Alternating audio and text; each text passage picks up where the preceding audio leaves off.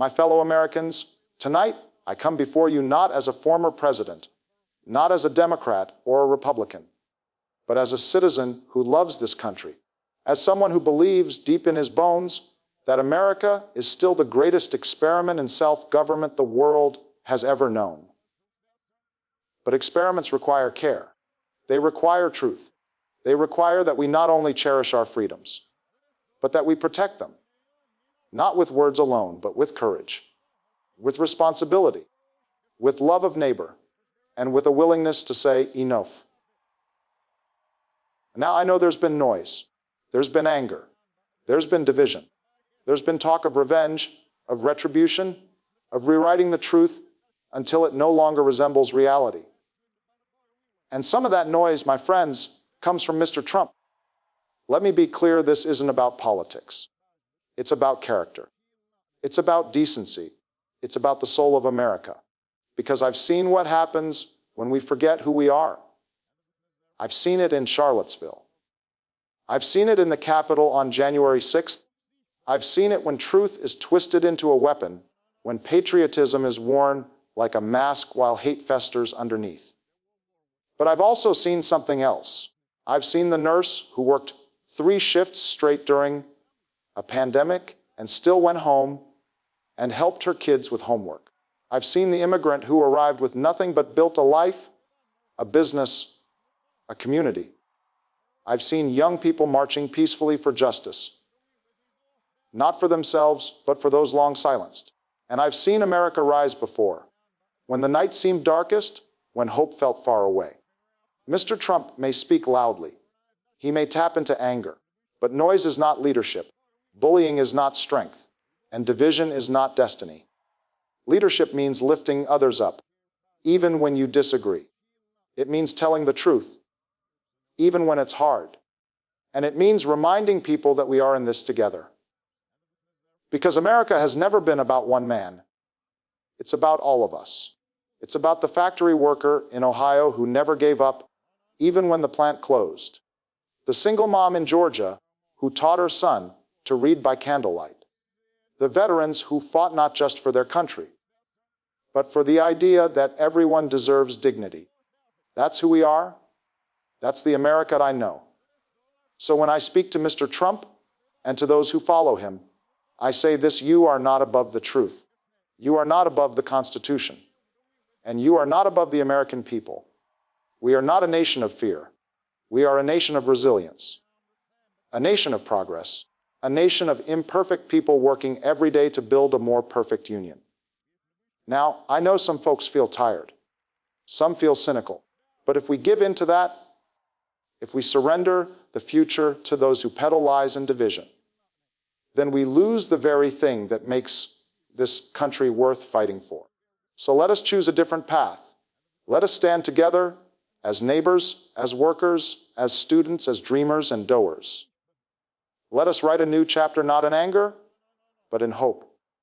Because if there's one thing I've learned in all my years of service, it's this: ordinary people can do extraordinary things. So don't wait for someone else to fix it. Be the one who speaks up. Be the one who votes. Be the one who shows kindness when it's not easy. Be the one who reminds others that democracy is not a spectator sport. Let us lift our gaze once more toward the horizon. Let us believe once more that change is possible, that justice matters, that truth matters, that we matter. And let us remember that in this country, when we stand together, when we work together, when we believe together, yes, we can. In every generation, there comes a moment when the truth gets tested, not just by our enemies, but by our own voices. And right now, we are living through such a moment. We are surrounded by noise. Noise on our screens. Noise in our politics. Noise that drowns out compassion, masks dishonesty as strength, and dresses fear up as patriotism. But truth, my friends, has never needed to shout. Truth does not need to dominate the headlines or go viral on social media to matter. Truth is patient. It is steady. And it is what holds the fabric of this democracy together. We've seen what happens when noise takes over. When anger is louder than empathy, when headlines outpace facts, when politicians speak not to unite, but to inflame. And we've seen people, good people, fall prey to the noise because it was easier to be outraged than to ask hard questions, easier to follow a slogan than to seek real solutions. Yet across this country, in towns big and small, I've met Americans who are tuning out the noise. A teacher in Michigan who shuts off the evening news and focuses on preparing her students for a future rooted in science and history. A farmer in Iowa who listens not to the conspiracy theories, but to the wisdom passed down through generations about hard work and integrity. A veteran in Texas who knows that serving your country isn't about shouting the loudest. It's about standing up for what's right, even when it's quiet, even when it's hard. That's the truth. It's in the quiet sacrifices, the honest conversations, the everyday acts of courage. It doesn't need a microphone. It just needs us to listen. Now, some folks have built careers around making noise. They spread misinformation not because they believe it, but because it sells, because it wins votes, because it distracts from the work they failed to do. But democracy isn't sustained by volume. It's sustained by values. It's sustained by people who are willing to say, I'd rather lose an argument with integrity than win one built on lies.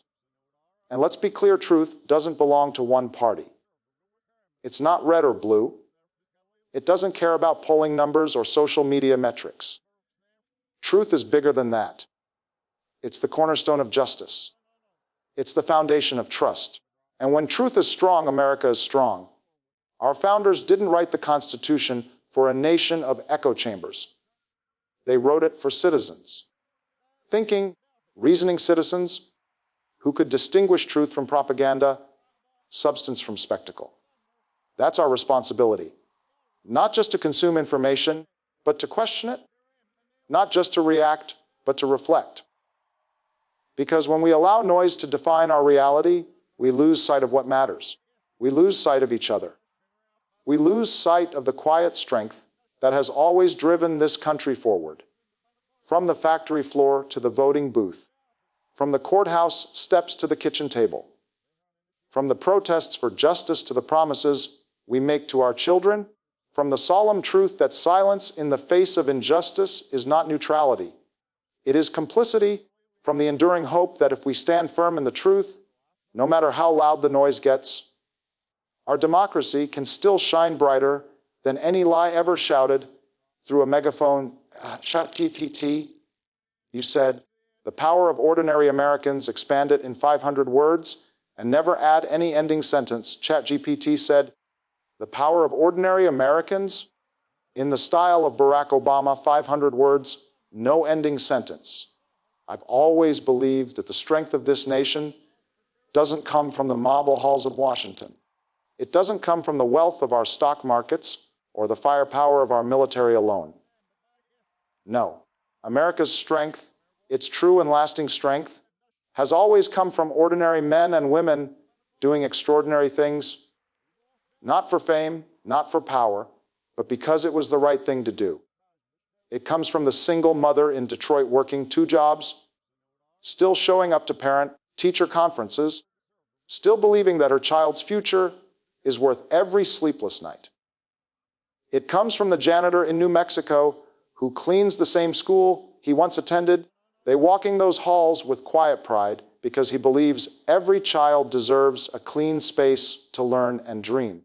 It comes from the young dreamer in Los Angeles who grew up reciting the Pledge of Allegiance, who tutors others in English after school, who still believes there's a place for him in the only country he's ever called home. These folks don't make headlines. They don't have blue check marks next to their names. But they're the reason this country works. They're the reason we've weathered storms before. They're the ones who step up when the levees break, when the fires rage, when the pandemic strikes. They organize food drives, check in on neighbors, build shelters, vote quietly in local elections, and keep showing up, even when the odds are stacked against them. They are the reason that after every tragedy, after every injustice, we rise. They are the steel in our backbone, the moral compass that keeps us from drifting too far off course.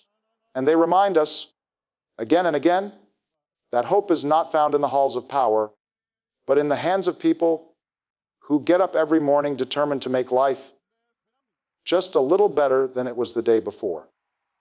I've seen this power with my own eyes. I've seen it in a room of high school students in Chicago's South Side who, despite losing friends to gun violence, still believe in their right to learn and grow and lead. I've seen it in rural Kentucky, where coal miners retrain for tech jobs, not because it's easy, but because they believe in the dignity of work and the future of their families. I've seen it in the eyes of nurses who held the hands of strangers in ICU wards when families couldn't be there, whispering comfort through fogged-up goggles and aching fatigue. These ordinary Americans are not waiting for permission to make change. They are not waiting for politicians to give them the go-ahead to do what is just. They step forward again and again, not because they're fearless, but because they believe that even their small act of courage can ripple outward, that their quiet resolve matters, that in a country built by generations of bricklayers, teachers, mechanics, and caregivers, their role in this democracy is sacred, their story is necessary, their hands are capable of building a nation as bold and big as its ideals. You said, leadership means responsibility, expand it in 500 words, and never add any ending sentence. ChatGPT said, leadership means responsibility in the style of Barack Obama, 500 words, no ending sentence. Leadership, at its core, is not about glory or applause. It's not about power for power's sake or the number of cameras in front of your face. Leadership is about responsibility. It is about showing up when it's uncomfortable, speaking the truth when it's inconvenient, and standing firm when the ground beneath you starts to shake. Too often, especially in times like these, we see individuals who seek the title of leader, but flee the weight that comes with it. They want the microphone, but not the accountability. They want to steer the ship, but they refuse to take the blame when it drifts off course. But real leadership doesn't work that way. You don't get to enjoy the privileges and ignore the duties. You don't get to stir up anger and walk away from the consequences. If you light the match, you're responsible for the fire. Responsibility means telling your supporters not what they want to hear, but what they need to hear. It means putting country over ego, service over self-interest. It means understanding that every word you speak, every policy you shape, every decision you make affects real people, families, workers, children who depend on your integrity. I've sat in that chair. I've felt the pressure that comes with it. And let me tell you, the hardest days aren't when things are going smoothly. It's when tragedy strikes, when there's no perfect answer, when you have to make a choice that will upset some, but save others. That's when leadership is tested. Not when you're on stage, but when you're alone and your conscience is the only voice in the room. I remember speaking to a father in Connecticut who had just lost his little girl in a school shooting. He wasn't yelling. He wasn't demanding revenge. He was asking, pleading for someone to take responsibility, not just for what had happened, but for what would happen if we did nothing. That moment stayed with me, because leadership is not just about responding in the moment. It's about preventing the next moment from becoming a tragedy. And responsibility doesn't end when you leave office. It doesn't disappear when the cameras turn off. You are accountable for the tone you set, the standards you uphold, the example you leave behind for the next generation. You are accountable for whether your words build or break, heal or hurt. Some will try to shift blame. They'll point fingers at the media, at immigrants, at institutions, at anyone but themselves. But leadership doesn't look for scapegoats. It takes ownership. It stands tall not just when it's easy, but when it's hard. And it reminds us all that this democracy isn't maintained by slogans or spectacle. It's preserved by people who are willing to do the hard work, to make the tough calls, to accept that responsibility isn't a burden to avoid, but a trust to be earned again and again in the small, quiet choices and the great public decisions alike. You said hope is a choice, not a feeling. Expand it in 700 words and never add any ending sentence. ChatGPT said hope is a choice, not a feeling, in the style of Barack Obama. 700 words. No ending sentence. Hope is not nalave. It is not some soft notion reserved for greeting cards and speeches. Hope, in its most powerful form, is a decision. A deliberate act of defiance in the face of despair. Hope is what built this nation. Not because the people who shaped it had easy lives, but because despite hardship, despite injustice, despite fear, they chose to believe in something better. Now, I've seen a lot of people lately feeling overwhelmed. I've seen folks tuned into the news, trying to make sense of the chaos and wondering if the country they love is slipping away. I've heard the voices of young people asking whether their voices matter, whether their votes count, whether anything will ever really change. I've felt the weariness in families struggling to make ends meet, working 2 jobs just to keep the lights on, wondering if all the effort is worth it. And I've been there too. I've sat in rooms with parents who've lost their children to gun violence. I've held the hands of Americans crushed by natural disasters. I've walked through neighborhoods where hope felt like a luxury few could afford. But even in those places, even in the darkest corners of our story, I've also seen something extraordinary. I've seen people who, against all odds, still choose hope, like the mother in Mississippi whose home was washed away by the floodwaters. Yet she showed up the next day at the community center with 2 arms full of donated clothes. Like the teenager in Ohio who grew up in foster care, bounced from house to house, but still stood up at graduation as valedictorian. Like the veteran in Arizona who lost both legs in service overseas, but now spends his days mentoring young people to believe in their own strength. These are not just stories. These are reminders that hope is an act. It is a discipline. It is something we hold on to not because everything is perfect, but because giving up means surrendering the future. And that's not the American way.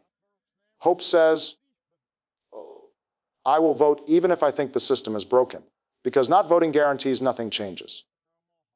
Hope says, I will keep fighting for justice, even when justice feels too far away, because silence has never brought about progress. Hope says, I will raise my children with compassion and respect, even in a world that feels unkind, because what I model in my home shapes the character of this nation. There are those who will mock hope. They will call it weakness. They will tell you that the world is cruel and you'd better get yours before someone else does. They will try to convince you that division is permanent, that hate is natural, that power only belongs to the ruthless. But they are wrong. History shows us that hope has always been the engine of progress. It is what led abolitionists to keep organizing even when the law told them they had no voice.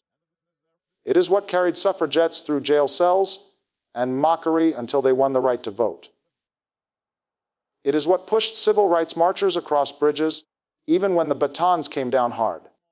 Hope is not about ignoring reality. It is about facing it head on, with eyes wide open and hands still working. It is about choosing to build when others tear down, to believe when others retreat, to try when others stop. I remember walking into that old, crumbling church in Charleston after the shooting, seeing families grieving, tears falling down their faces. And I remember how they chose forgiveness. They chose to sing. They chose to love in the very space where hate had tried to take root. That is hope. That is power. That is who we are when we remember who we've always been at our best. We can't always control what happens to us. We can't always prevent the hardship or the heartbreak. But we can decide how we respond. We can choose whether we let fear close our hearts or let courage open them, whether we wall ourselves off or reach across divides.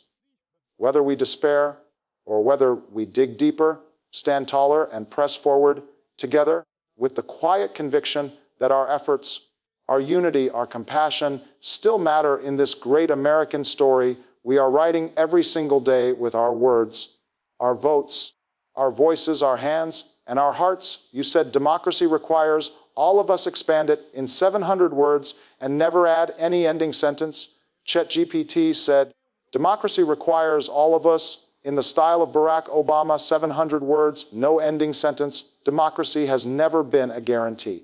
It is not etched in stone or handed down from generation to generation without effort. Democracy is not automatic. It lives or dies by the choices we make, not just every 4 years at the ballot box, but every single day. It's a living promise, not a finished product. And it requires all of us. When the founders wrote those words, we the people, they weren't writing about a perfect nation. They were writing about a collective responsibility. They were imagining a country that would only work if the people were willing to do the work. Not just the powerful, not just the wealthy, not just the people who looked a certain way or worshipped a certain way or loved a certain way. All of us. And that responsibility doesn't just fall on elected officials or people with titles before their names. It falls on the teacher in Atlanta who refuses to give up on a struggling student, on the grocery clerk in Kansas who treats every customer with dignity, even when the world outside seems angry and divided, on the retired nurse in Arizona who organizes rides to polling places, because she remembers a time when some Americans had to fight just to cast a vote. Democracy isn't a spectator sport. It's not something we watch from the sidelines and hope it turns out okay. It's something we participate in, something we shape, something we protect, especially when it's under threat. And right now, it is under threat. Not from some foreign army, but from the slow erosion that happens when we stop believing our voice matters, when we trade facts for conspiracy, when we choose outrage over conversation, when we forget that our neighbor's dignity is tied to our own. I've seen what democracy looks like when it's alive. I've seen it in the long lines of early voters in cities across the country, some standing for hours in the rain, holding their children's hands, determined to be heard. I've seen it in the community meetings where people argue, disagree, wrestle with hard questions, and still walk out respecting one another. I've seen it in the young organizers registering voters at barbershops, churches, and street corners, not for credit or attention, but because they believe every voice should count. And I've seen what happens when we grow cynical, when we tell ourselves nothing changes, when we give our power away to those who would rather divide us than serve us. I've seen the damage that does to trust, to truth, to justice. But I've also seen how quickly that damage can be reversed when people re-engage, when they lift their heads, when they look at one another and say, we still have a say in how this story goes, because we do. We always have. The beauty of democracy is that it gives us a second chance, and a third, and 100th, but only if we show up, only if we speak up, only if we remind ourselves and one another that this country, for all its flaws and failings, is still ours to shape. It belongs to the hopeful, to the builders, to the people who know that progress is rarely easy, but always possible. We don't have to be famous to change something. We don't have to be perfect to participate. What we do need is a willingness to care about the direction of our schools, our streets, our courts, our planet, our future. We need people who are willing to read more than headlines, to listen more than they shout, to stand up when others sit down, to reach out when others pull away. Because the truth is, democracy has never needed heroes. It needs citizens. It needs people who understand that with rights come responsibilities. That with freedom comes the burden of protecting it. That with liberty comes the duty to extend it to others, not just people who look like us or think like us, but everyone who shares this soil, who calls this place home, who wants the same simple things. A job that pays the bills, a school that nurtures their children, a neighborhood that feels safe, a voice that matters. Democracy doesn't ask us to be perfect. It just asks us to show up with conviction, with compassion, with the belief that in this nation, no matter our race, our faith, our story, our struggle, we all have something to contribute, and we all have something to protect,